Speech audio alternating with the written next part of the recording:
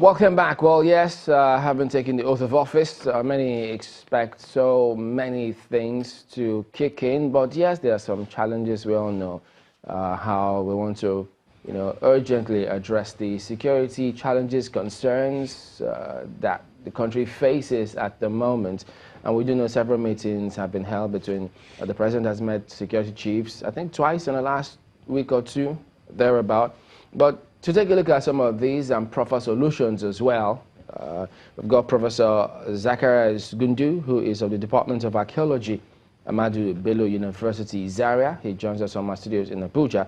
And right beside him, you also do have Mr. Mbreza Gabasa, who is a Gwoza indigene. He's a retired civil servant. Gentlemen, thank you for joining us today on the program. A day after the inauguration, but security, particularly, we want to see that addressed. Yes, some activities have been going on, but let me start with you, Prof. You are of the Department of Archaeology. You've been taking a look at security for a while. Could you tell us, from what you've seen, the efforts that have been put in place and the kind of results that are, being made manifest, even though some say not exactly commensurate? What do we need to do? First of all, tell us what you think the specific concerns are and where we're missing it. Well, good morning. Thank you. My take on the security of this country is quite simple. I think we still haven't got it right.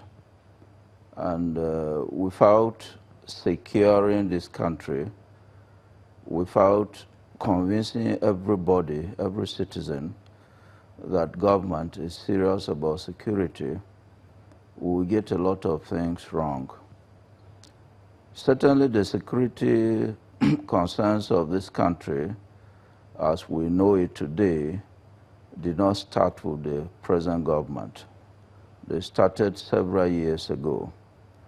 But I think in every place where there were security issues, we didn't read it very well. Nigeria, as we know it, is sitting on a very unholy trinity. It's a trinity which is ethnic. It's a trinity which is unholy. You have the Yorubas on one leg, you have the Igbos on another leg, you have the Hausa Fulani on another leg. And when the three of them conspire, they create a situation as if every other person does not matter. In the meantime, there are a lot of grievances, most of which started in the military era, which spilled over in the past 20 years, and we have overlooked them. In the oil-producing parts of this country, there were serious agitations over resource control. We really didn't handle those agitations very well. And they come and go, they come and go. Then, of course, there were other nationalities who thought that they had been shortchanged in this country. They argued for restructuring, and no person heard them. And some of them took decisions which meant they were going forward to succeed. No person also heard them. Then we had Boko Haram. When it started, every person, of course those who were concerned, wanted Boko Haram to be treated as a terrorist organization. Government did not think it was a terrorist organization. The current government, when they took off about 4 years ago, said they had technically degraded Boko Haram, and this was all lies. We know that Boko Haram is active. We know that Boko Haram is doing a lot of harmful things, and they are even better armed than our military. Then, of course, came the herdsmen issue. And when the herdsmen issue started, it was as if those who were complaining, especially in central Nigeria, were the ones who were being unreasonable because they didn't want the Fulanis to go on with their pastoral way of living. And then we know that this issue is resurfacing in Zamfara. It is in Katsina. It is in the core north now. So I believe that we've been reading the issues very wrongly. We've been reading the issues very wrongly. Professor Ogundu, the police themselves. okay, if I could jump in here, well, yes, we will come to that particular matter, but you say it's resurfacing in Zamfara, which we'll hold on to that and have you expatiate a little further on that. But when you say Boko Haram more armed than our military, many can't relate with that. How did you come to that conclusion? Well, you know, Boko Haram started with the politicians in Borno. They didn't handle it very well. During Jonathan's time, there was a cry to look at them as a terrorist organization. He didn't look at it that way. And then when President Buhari came in, he boasted that he would degrade this Boko Haram menace. And from all indications, he has not degraded it. We know that Boko Haram is acting now in alliance with other terror rings in West Africa and even outside the African sub-region. So I think we have not handled them very well. And okay, from the way it is going, I think we are not on the right path. All right, let me bring in Mr. Yeah, just hold on for that Zamfara a bit. We'll come to that. I need to get Mr. Gabasa's view on this one since we're talking about Boko Haram because some of the activities in Goza at the time known to a lot of people. Mr. Gabasa, give us your impression how, because I mean, as an indigene of Goza, you do have some insight into what is going on concerning Boko Haram activities there. So could you shed some light where you think, you know, we're not getting the proper reading and what we need to do? Thank you. Good morning, everybody.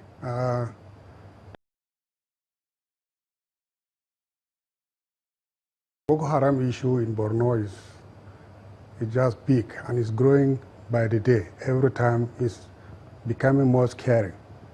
In Goza, for example, we have so many of our people living in the refugee camps in Minawao, Cameroon. Out of 85,000 people living there, 37,000 people are from Goza. So they have all been displaced. About 49 villages and hamlets and towns were all displaced. In Goza now we have only 3 places that are habitable, and you dare not go out for any farming activities. It is only by the grace of God that people are living there. Because it's their ancestral home, they don't want to leave that place. They are bent on, but we thank the NGOs because, and the federal government too, because of the provision of food. Or else, if there's no food there, it's a problem. Nobody would have gone to stay in Goza. The other time I was there for elections. Elections could not hold in the normal places. We had to stay in two locations, Goza and Pulka. For the people that are in the eastern part of Goza, you dare not go there at all. The whole of this place has been taken over by the Boko Haram terrorists. On the mountains, because we have mountains in Goza, the Mandara Mountains, some of our elderly people, old people, traditionalists, live on the mountains. They went there and saw them, and now just took over the whole place. And some of these old people are dying one by one. No food, no proper security, no food, no medication, nothing practically.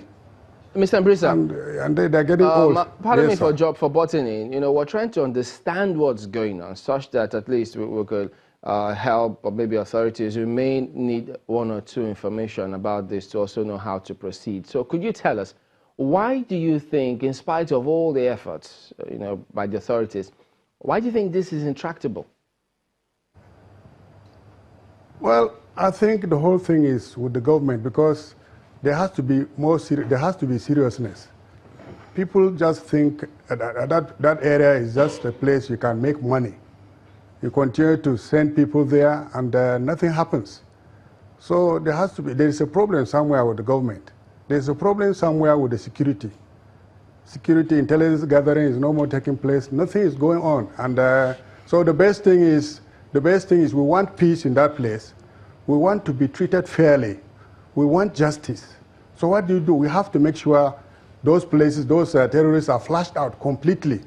And then we have to resettle these people that are outside the country, resettle the refugee camps of the United Nations. We have to resettle our people that are so many in Abuja, in Lagos, in Taraba, in Adama, in Gombe. All of them are there. No way to, you cannot, people are just scattered all over. We want a situation whereby the government will now come in with a new plan to make sure they are resettled properly. But then you have to flush all these people out. Once the terrorists are flushed out, then everything will be okay. Our people are very hardworking. Even here in Abuja, we have a mark. There is this beans market. It was opened by Goza people because they are hardworking and have been doing a lot of farm work.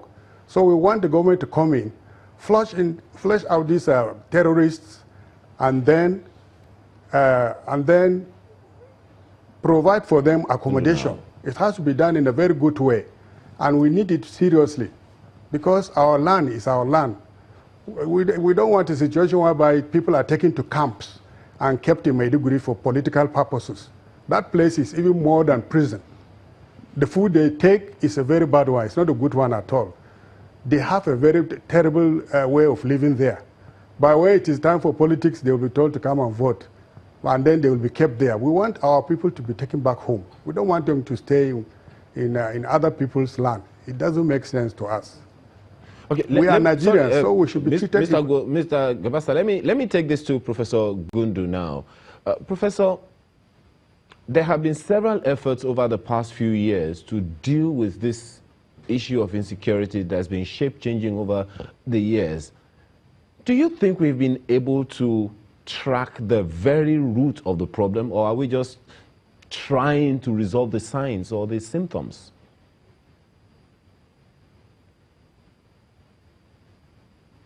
Symptoms. Let me take you back to the Boko Haram issue. You see, the Boko Haram issue is taking place within the context of the Greater Lake Chad. There are two things around the Greater Lake Chad which I think we must understand. One of them is the ecological pressure.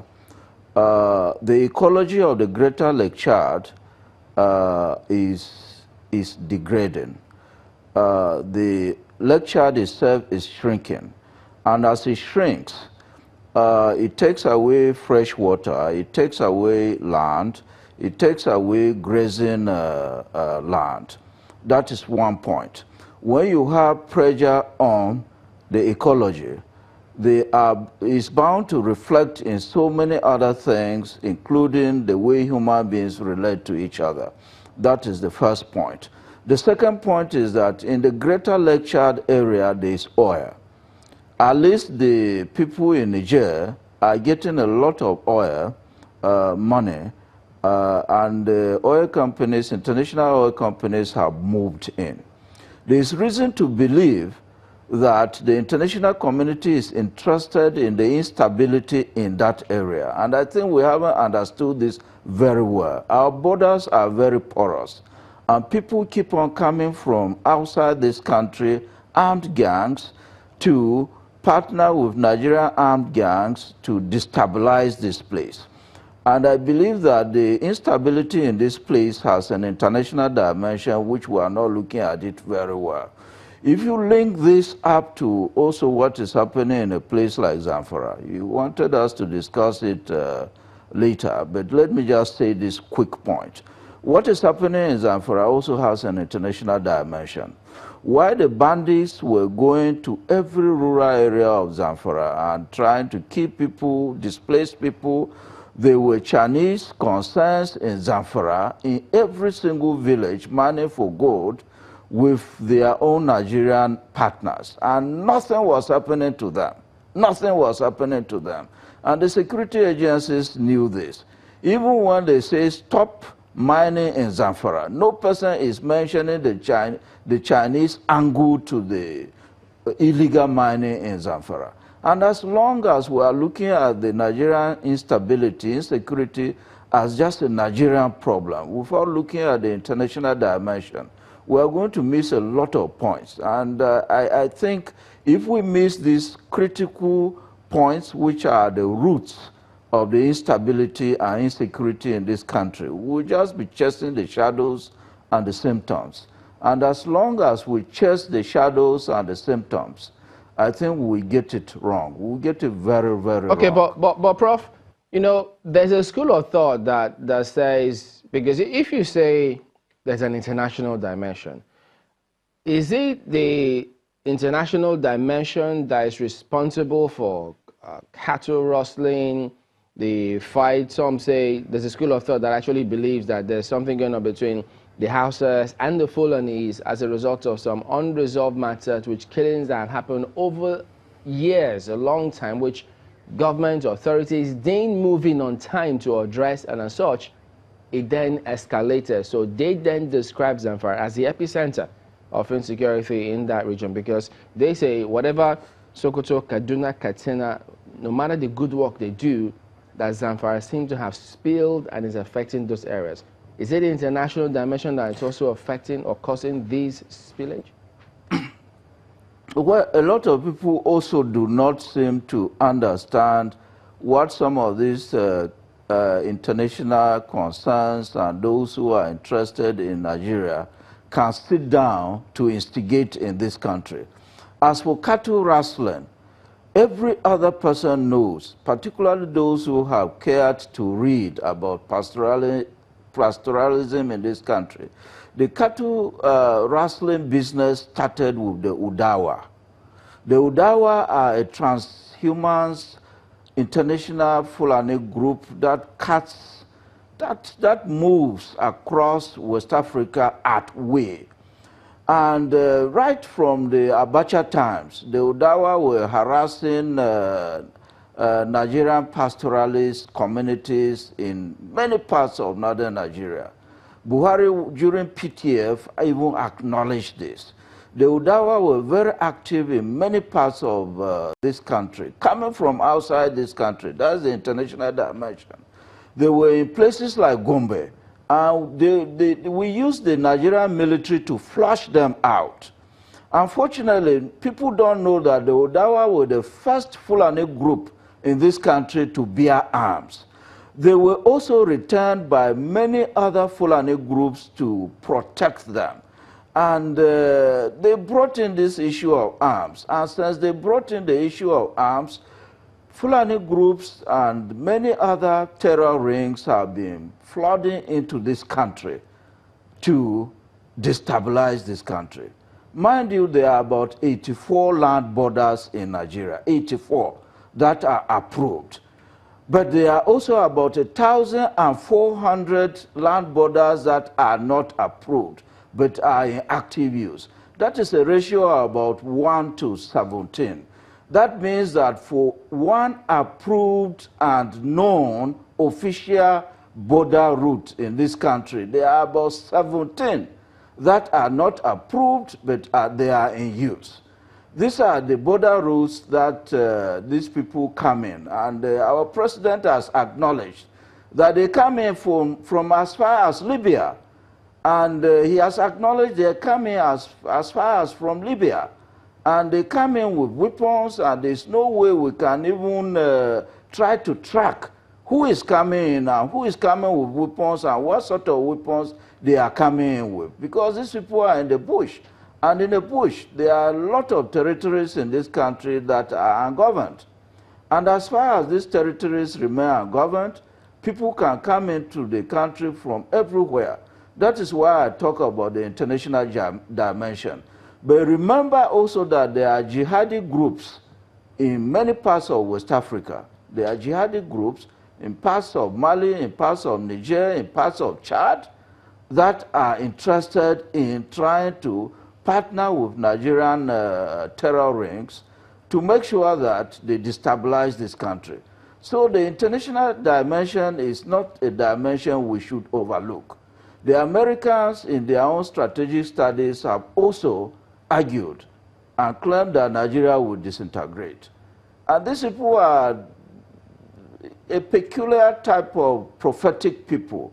When they prophesy that something will happen, they work towards making sure that that thing happens. And we sit down in this country, people say Nigeria is going to disintegrate.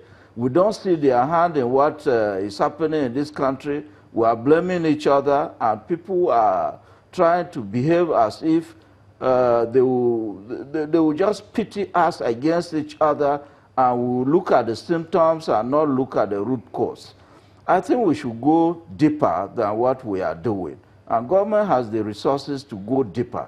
And I'm afraid they have not gone deep in this particular case. Well, Mr. Gabasa, concerning the developments in Goza, Borno, for instance, and all of those ungoverned areas, it's a huge challenge. We've heard security agencies consistently ask that communities and citizens volunteer information to aid the authorities. How are the communities responding to that? Because for them to have made that call, it did suggest at the time that they weren't getting enough of support from communities. Do you get that same impression? Well, the communities have tried their best. I'm giving a credit to the communities. But then the thing is this. You have to be in a comfortable place before you can even get proper information. You cannot just go and start telling somebody. Somebody, when he sees a military man, he will think twice. So even if he's going to give any information, he's on the run. So how do you give proper information that you can sit down and, in fact, take the military to one place or the other? And that's another part of information. But then the thing is this. People are just scattered.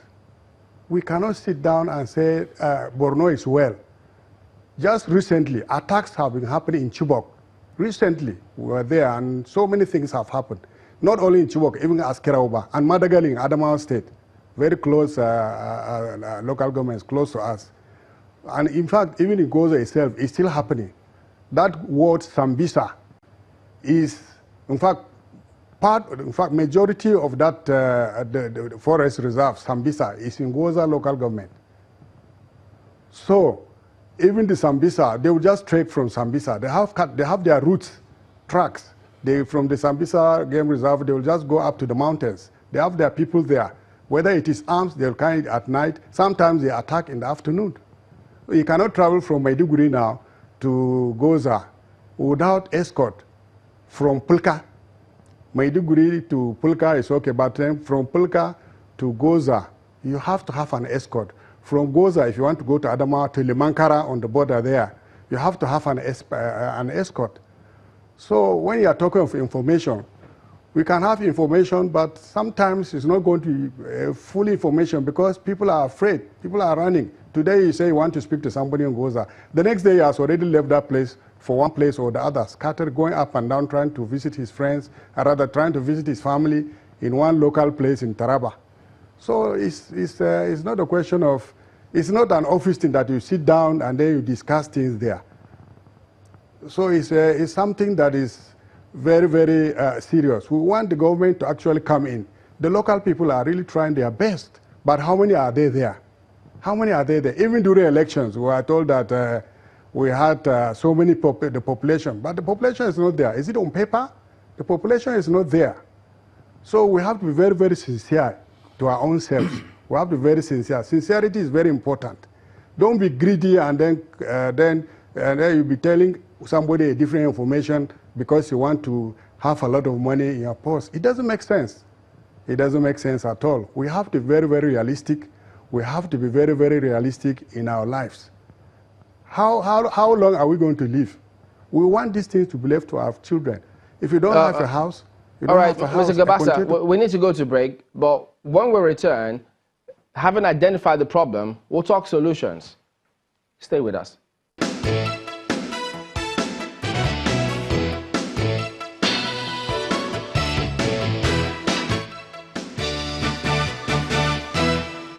Welcome back to Sunrise Daily. Well, yes, we've identified some of the challenges we're facing concerning security.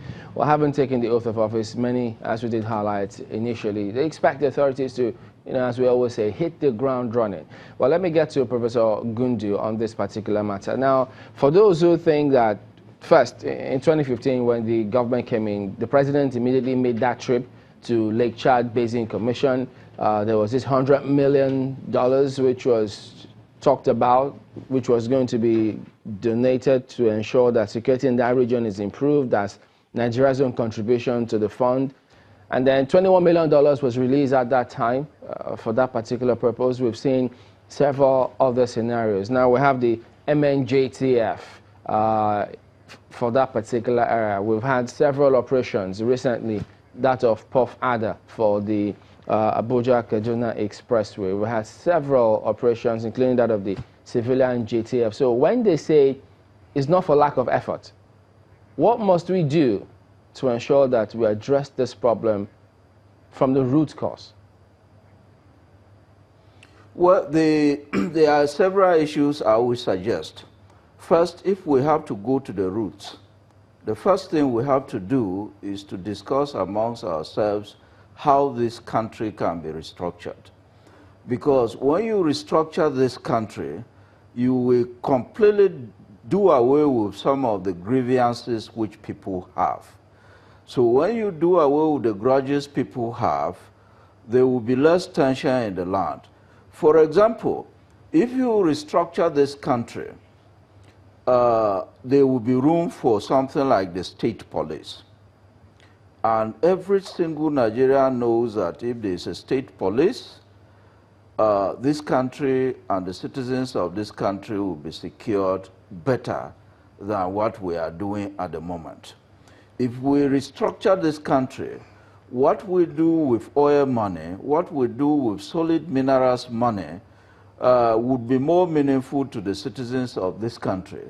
So we are going to have less tension in the land than what we are having at the moment.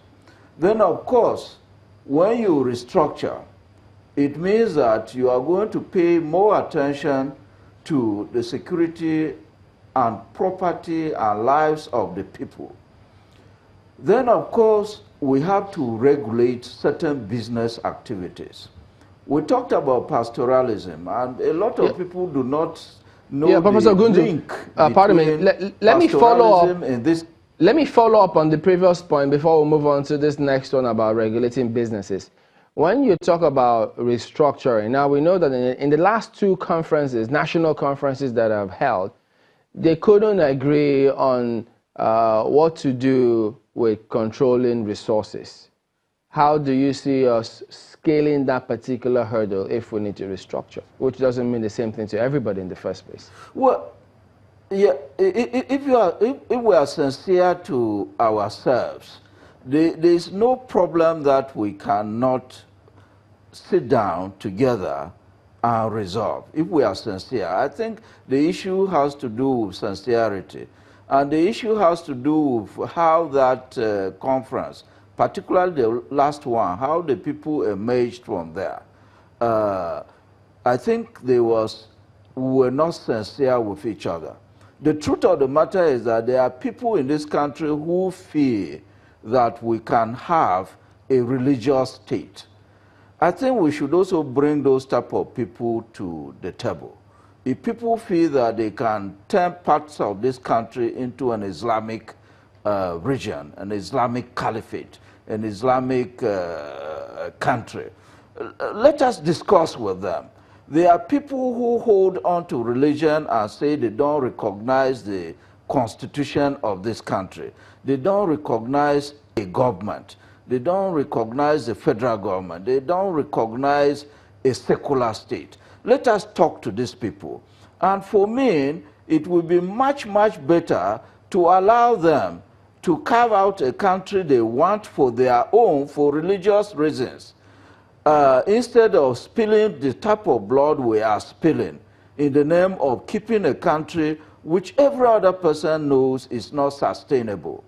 So we have to be sincere with ourselves. I think it was lack of sincerity that made it impossible for us to arrive at any conclusion. And it is the lack of sincerity that is making it impossible for even government to look every Nigerian in the face and to say that, look, let us come together and decide on certain things. Let me go back to the issue of regulation now. There is nobody who does not know that in a modern state where there is personal property, in a modern state where there are recognized boundaries and territories and territorial jurisdictions, business cannot be regulated, especially if your business is the business of moving with large herds of animals across boundaries, national and state boundaries. No person can allow that. No one on earth can allow that. It's bad business and it should not be allowed. And no person should deceive us that we can allow any group of people to be moving about with cows hundreds of kilometers across boundaries and then expect that there will be peace. There will be no peace. So, in the first place, Professor Gundu, while we attempt to do that, one example, recent one at that, is that of Benue. They tried to regulate that as well, but we saw what transpired there. So how do we avoid that scenario if we were to go the same way?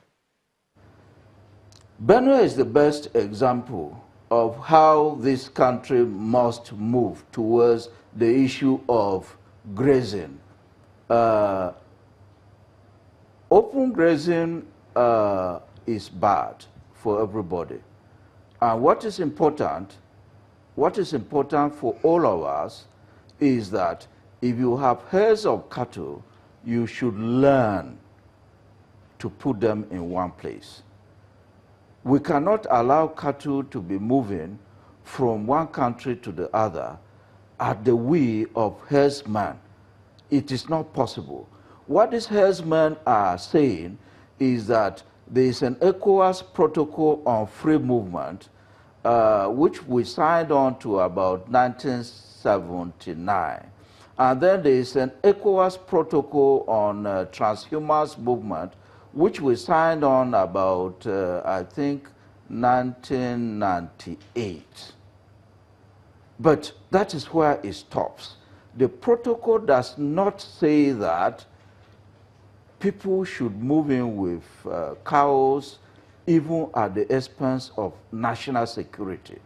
The protocol does not say that people should move in with cows even if this is going to destabilize destination countries. In fact, what the protocol says, and it tries to integrate, which is not a very bad thing, it tries to integrate the people of this sub-region. But what it says is that before you move into another country, you must be properly certified. The carrying capacity of where you are going must also be established so that you don't chalk any particular place. It is also saying that the identities of the people coming with the livestock must also be established. It is also saying that the owners of this livestock must also be established. In this particular case, people just move about. No person knows how many there are. No person knows the number of their heads. No person knows what arms they are carrying. And we are not in a position to track anybody. And these are the people who are causing problems. Okay, Professor Gundu, thank you. Let me take this to Mr. Gabasa. You expressed a lot of frustration the other time in that the people are tired and they're afraid and all of that, but what do you think the traditional institution and religious leaders have done, are doing, or can do to help galvanize the people for peace and peaceful coexistence in your environment? Thank you for that question. Our traditional rulers and our leaders, local leaders, are there, but then let me just draw us back a little. When Boko Haram started, it started killing police, soldiers, all the military, anything security. They don't want them at all. Gradually, it came down to the Southerners. Eventually, it came down to Christians. And people had to run away. In my local government, people had to run away But then that was not the end of the day. The whole thing became a problem. Everybody was affected. The traditional rulers who are living in Maiduguri, most of them are living in Maiduguri, they listen to what the government tells them. Do this, and that is all. Even our traditional ruler of Goza is in Maiduguri. He's not in Goza, he just goes there and comes back. But the thing is that, how can you have a very solid meeting, a very convincing meeting, when you are not in your own place? It doesn't make sense. Okay, the traditional ruler now in Maiduguri, he is a Muslim. When he goes out to for Juma prayers, he is not allowed, because he is in someone's land, he is not allowed to even have their local dogari, this flute, the band. He has a personal band, but they cannot do anything because it's not in his own land. What the solutions to all these things is this. We have thank God we have a new governor now. And thank God that governor was a commissioner in the former government. And he was a commissioner for resettlement, reconstruction, and rehabilitation. They started work. They started resettling, they started reconstructing some houses. Somewhere along the line, it didn't just stop. It just stopped, and that was all. Where is the money that was earmarked for that one? Nobody says anything. And that is how it is. And that's the sort of life we don't like this sort of a thing to continue. Being the commissioner for RRR, Reconstruction, Rehabilitation, and Resettlement, now a governor, our prayer now is this, that they should be able to resettle people in their various locations. Resettle them peacefully, give them places that they can do their farm work, farming activities, and let there be peace. And he has also to remind the security men that they have to double up. It's not only going down to you have aircrafts and then you go to lecture area, drop 1 or 2 bombs, and start showing us in the evening on television that this is what has happened. Yes, we have seen that one, but it's not enough. Even the people in southern Borno, nobody is talking about that one. The attacks that has been happening in Chibok, the attacks that have been happening in Damboa, the attacks that have been happening in Madagali, in Adamawa State, and then in Lassa, all these things are there. But then we want a situation where we flush these people out, resettle our people. Resettle our people. In fact, one more thing, Mr. Gabasa. How do we get residents or indigents who live in the area who are sympathetic to Boko Haram and the likes of it? How do we get them to renounce? That's a big question. In fact, that's a very big question. The thing is that their language, their body language sometimes shows. So you have to be there. You cannot just come from a different place and say this man is a Boko Haram. You don't know him. He doesn't know you. So many of them are living, and we are made to understand some of them came that they have repented. People that have taken blood cannot repent. They can't repent. These ones are just to tell us that nothing is happening. And the same people, they are there, and he cannot do anything about it. When he touched them, how can he touch this person? He's already repented. But how do we catch criminals? Because there has to be sincerity. There has to be sincerity. Because if you want to do something, you have to do it very, very well. So that next time someone will say, Kai, I cannot do it again, or look at what has happened to Mr. A or Mr. B. So importantly is the government has to come in. The local people are ready to go and stay. But then some of these informations are telling me, so how do you know this man is a Boko Haram man? Some of them have bad records. They have been arrested, and they have been told to go, and they have gone, and they are within the society. So how? And there are so many of them. But Mr. Gabasa, the several reports, several attempts, even by our correspondents, when they were speaking to the military authorities, who said that yes, they had rehabilitated those members of Boko Haram who have renounced, they trained them, they've taken them back to society. The army authorities on ground there usually tell our correspondents that citizens, residents, traditional rulers, they are all usually involved in the process. So isn't there any truth to those comments that they make? Okay, let me give you one example. In Gombe, there were some terrorists that were arrested and they were rehabilitated in Gombe. When they came to Maiduguri, and now from Maiduguri they were taken to Goza. The Goza people say, no, they don't need this sort of people. They are very bad people. They are criminals. They are terrorists. Please take them away from us. Allow such people. And then they were taken quickly back. They were quickly taken back to Maiduguri. If they were brought back to Goza, definitely they would, in fact, there would have been a fight, because some of them have relatives. They know the people that killed their relatives. This is the man that killed our father. This is the man that killed our brother. This is the man that wiped our whole family. And you see him there going up and down. You think somebody will allow him to stay? Nobody. So the most important thing now is that we have to make sure there is a reconciliation. Very, very important. The local people, the traditional rulers, the government, the police, there has to be a reconciliation, not of deceit. Not of deceit. Form a reconciliation committee and you go up and down. Then just collecting money. All right, Mr. Gabasa. We'll anchor at that point. Mr. Mbrisa Gabasa is the Goza indigene, and we also have had Professor Zachariah Gundu, who is of the Department of Archaeology, Ahmadu Bello University in Zaria. Gentlemen, thank you both for joining us today on the program. All right, so we'll be back in a moment. Well, we're still taking a look and trying to set agenda for the incoming government, but we'll do that when we come back in a moment. Stay with us.